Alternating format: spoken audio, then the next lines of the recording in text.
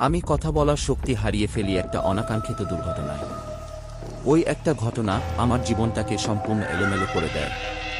আমি আমার স্বাভাবিক জীবন এবং পরিবার থেকে অনেক দূরে চলে যাই। সময়টা ছিল 2018 সাল। সিলেটের শাহজালাল মাজারে গিয়েছিলাম এই প্রথমবার। বাসে করে যেতে প্রায় রাত 12টা বেজে গেল। তাই মাজারের কাছেই একটা হোটেলে উঠলাম। ফ্রেশ হয়ে রাতের খাবার খাওয়ার জন্য বের হলাম। খিদায় পেটে হাতি দৌড়াচ্ছে, কিন্তু তেমন কোনো হোটেল খোলা পেলাম না এত রাতে। একটা হোটেল খোলা পেলাম, তারা সব হিসাব কিতাব করে এখনই হোটেল বন্ধ করবে। আমি গিয়ে বললাম, ভাই কিছু খাবার হবে? আমি অনেক দূর থেকে এসেছি। আসতে আসতে রাত হয়ে গেল। আশেপাশে কোনো দোকানও খোলা নেই। কাউন্টারে বসে থাকা লোকটা বলল, আমরাও তো হোটেল বন্ধ করে ফেলেছি। এখন তেমন কিছু নেই, তবে আমি বাসায় নিয়ে যাওয়ার জন্য কিছু খাবার রেখে দিয়েছিলাম, আপনি চাইলে সেটা নিতে পারেন, কিন্তু দাম ডাবল দিতে হবে। আমি বললাম, দাম নিয়ে চিন্তা নেই, আমি ডাবলই দিচ্ছি আপনাকে, খাবারটা প্যাক করে দেন। লোকটা উঠে গিয়ে ভিতরে গেল এবং কিছুক্ষণ পর এসে একটা পার্সেল ধরিয়ে দিল আমার হাতে। আমি দাম চুকিয়ে পার্সেলটা নিয়ে আবার হোটেলে চলে আসলাম। আমার রুমটা 4 তলায়। লিফট না থাকায় সিঁড়ি বেয়ে উঠছি মোবাইল চাপতে চাপতে। হঠাৎ মনে হলো আমার পিছনেও কেউ আসছে আমার সাথে। তাড়াতাড়ি পিছনে তাকিয়ে দেখলাম কেউ নেই। মনের ভুল ভেবে যখনই সামনে তাকিয়ে আবার হাঁটা দিব, তখনই সিঁড়ির উপর হন্তদন্ত হয়ে একটা পাগল টাইপের লোক এসে বলল, খাবার দে। আমি একটু ভয় পেয়ে অপ্রস্তুত হয়ে গেলাম। নিজেকে সামলে খেয়াল করলাম লোকটার চুল বড় বড় যত বাঁধা। মনে হয় 2 বছর ধরে গোসল করে না। চেহারায় লোহার মতো ঝংকার ধরে গেছে।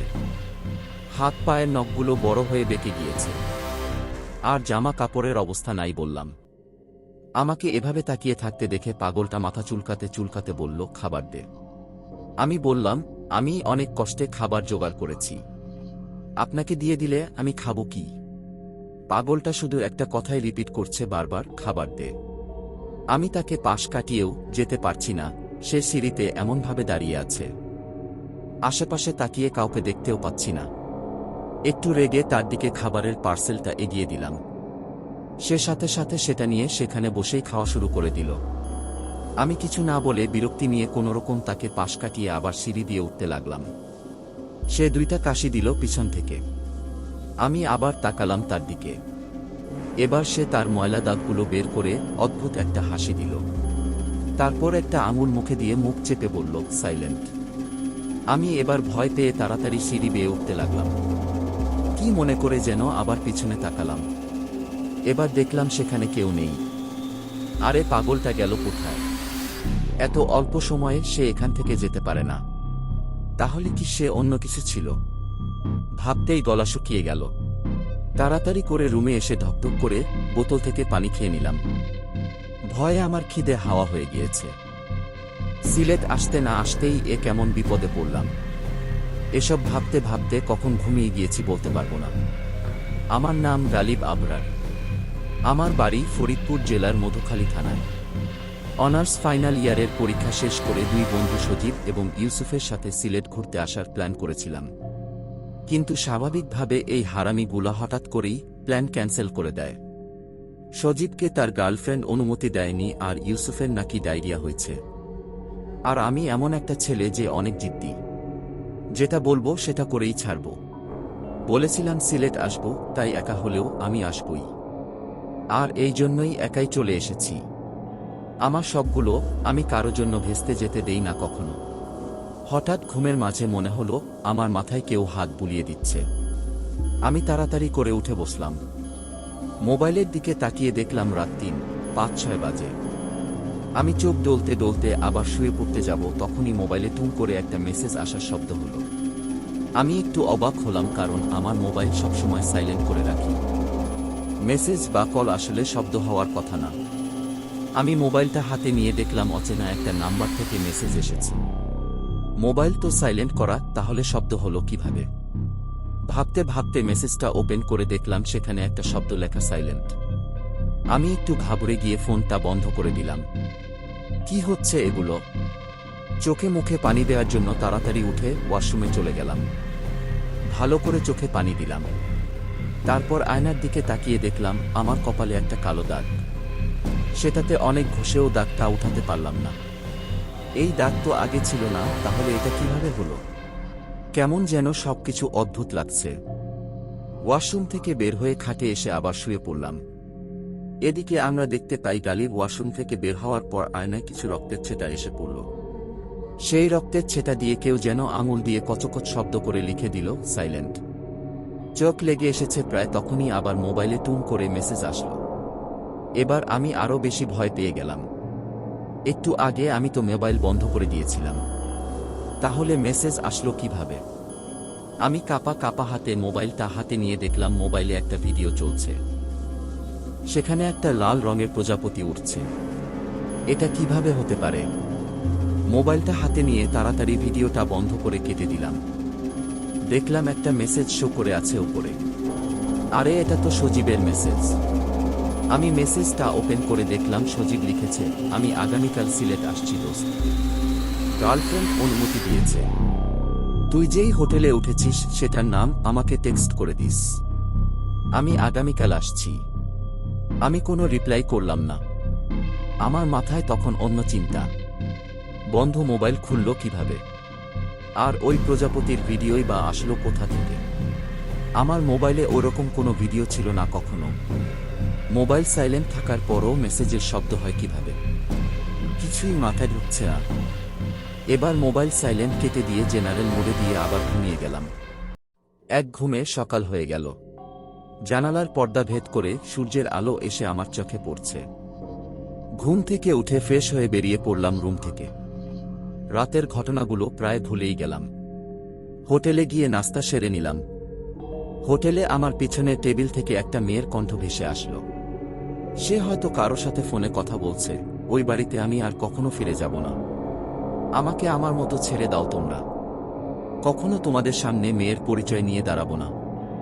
এই বলে মেয়েটা ফোন কেটে ফুপিয়ে কান্না করতে লাগলো। আমি পিছনে তাকিয়ে দেখলাম শ্যাম বর্ণের একটা মেয়ে গোলাপি রঙের থ্রি পিচ পরে বসে আছে, সাথে একটা ব্যাগ। বুঝাই যাচ্ছে বাড়ি থেকে পালিয়ে এসেছে। মেয়েটা শ্যাম বর্ণের হলেও চেহারায় অদ্ভুত একটা মায়া আছে।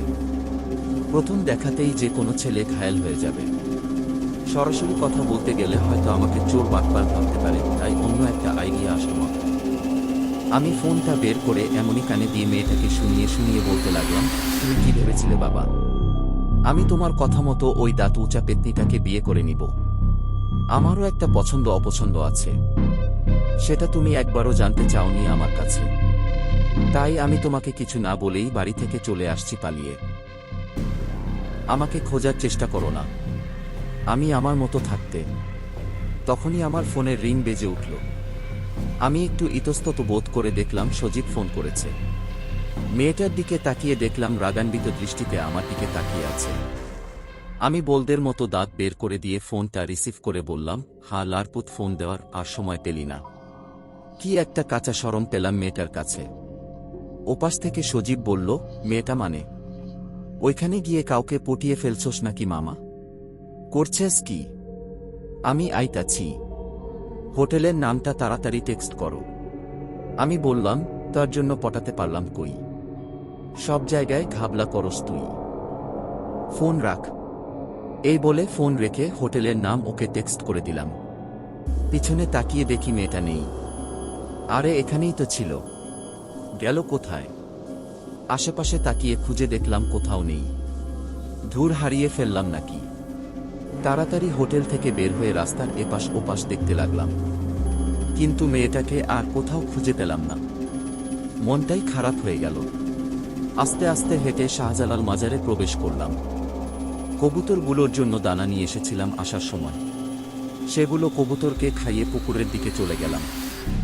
বড় বড় মাগুর মাছ দেখে ভালোই লাগলো। চারপাশে আরো অনেক মানুষ, সবাই যে যার মতো ঘোরাফেরা করছে। হঠাৎ খেয়াল করলাম পুকুরের পানিতে আমার প্রতিচ্ছবির পাশে আরেকটা অচেনা মুখ দেখা যাচ্ছে। সে একদম আমার পাশেই দাঁড়িয়ে আছে, কিন্তু পাশে তাকিয়ে কাউকেই দেখতে পেলাম না। আবার পুকুরের পানির দিকে তাকালে শুধু আমার প্রতিচ্ছবিই দেখতে পেলাম। মনের ভুল ভেবে সেখান থেকে হাঁটতে হাঁটতে শাহজালাল এর কবর দেখার জন্য উপরে গেলাম। কবরের কাছে গিয়ে দেখলাম অনেক মানুষ সেখানে আসা যাওয়া করছে। সেখানে মহিলাদের যাওয়া নিষেধ ছিল। আমি গিয়ে দাঁড়াতেই কবরের অন্য পাশ থেকে একটা লোক আমার দিকে তাকিয়ে অদ্ভুত একটা হাসি দিয়ে এক আঙুল দিয়ে মুখ চেপে ধরল। মানে সে আমাকে চুপ করতে বলল। কিন্তু আমি তো কোনো কথা বলছি না, তাহলে চুপ হব কিভাবে? তখনই মনে পড়ল রাতের সেই পাগলের কথা। সেও ঠিক এভাবেই মুখে আঙুল দিয়ে বলেছিল, সাইলেন্ট। আমি একটু ভয় পেয়ে গেলাম এবং তাড়াতাড়ি করে সেখান থেকে চলে আসলাম। নিচে আসতেই হঠাৎ আমার চোখ গেল আবার সেই মেয়েটার উপর। দূরে এক জায়গায় সে বসে আছে। আমার মন তো খুশিতে নেচে উঠল। এবার আর তাকে হারানো যাবে না। তার দিকে এগিয়ে যেতে লাগলাম, তখনই হঠাৎ কোথা থেকে যেন সেই রাতের পাগলটা আমার সামনে লাফিয়ে পড়ল।